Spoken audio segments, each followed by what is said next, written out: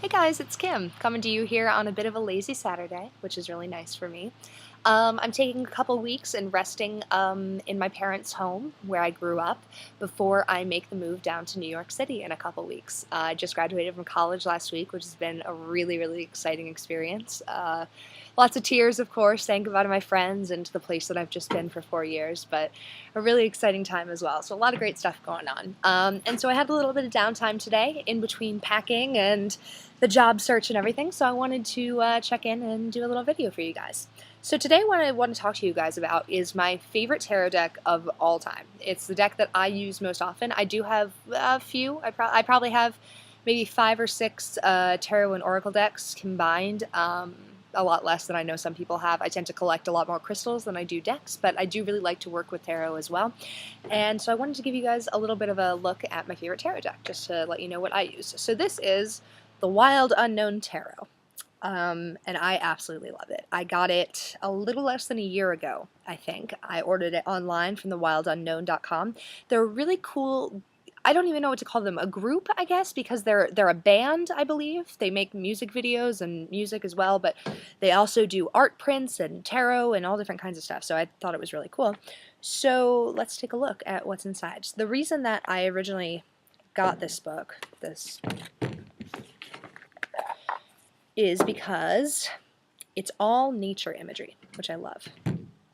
So let's go through here. Let's take a look at some of the cards. So it's a lot of black and white with a little bit of color in it, and everything is nature oriented. So you can see here you've got the Four of Swords with the animal down below. Lots of sticks and trees, so even in the cards that necessarily don't have a lot of imagery, you get a lot of these lines, which to me remind me a lot of the rings of a tree. If you were to cut a tree down and you would see all the rings of the tree. That's what that reminds me of.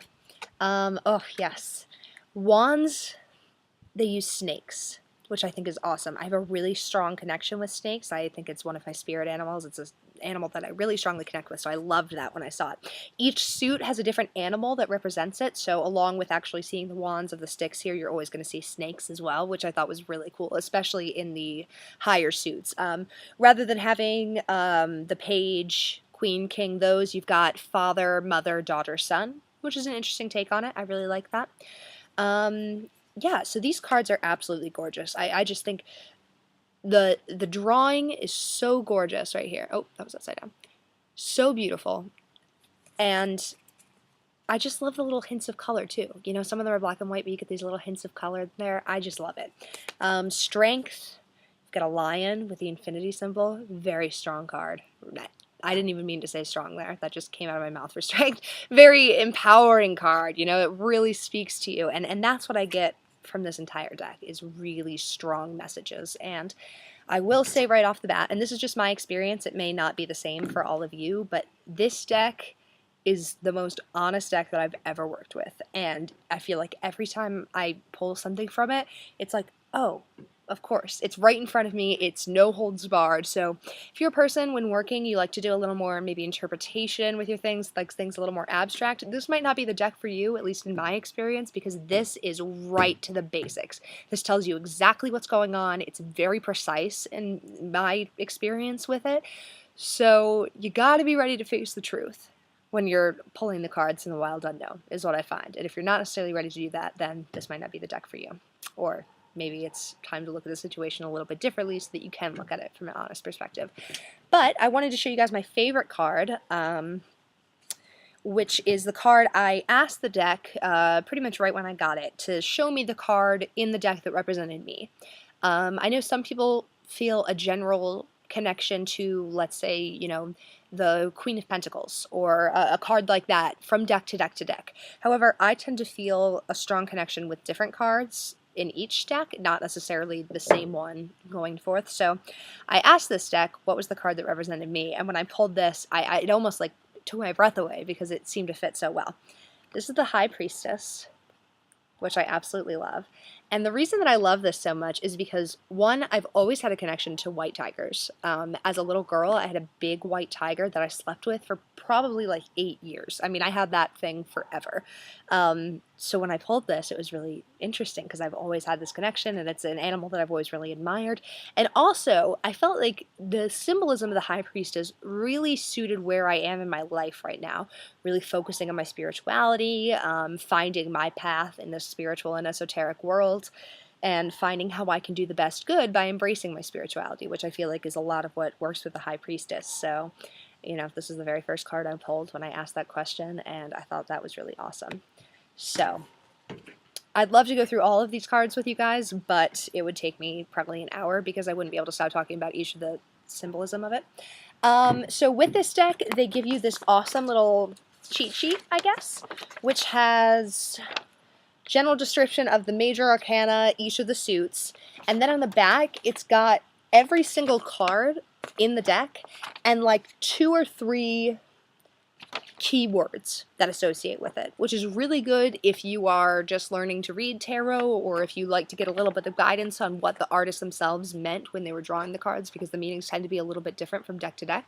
So this is a really cool sheet that comes totally free with it. However, if you're like me and a big research buff and you like to know as much as possible, there's also a book that you can buy. At the time that I bought this, this was $20 extra, called the Wild Unknown Tarot Guidebook, which I love. It's got really, really great descriptions of all of the cards. So I just opened a 10 of Cups here. So on each of it, it's got a black and white drawing of the card, and it shows the keywords that are on that cheat sheet, and then you get a really, really nice in-depth description. I'm trying to think of anything else. This deck, it says right at the beginning of the book, is not meant for reverse meanings, which I actually really liked because so far in my use of tarot cards, I am not drawn to using reverse meanings. For some reason, that just, it never really comes up for me. Every time I see reverse cards, I just tend to read them the same. And I know a lot of tarot people that do that as well. I know a lot of tarot people that stick really strongly to, you know, the upright and reverse meanings. But this artist, when she drew it, she said, you know, it says right here in the front that,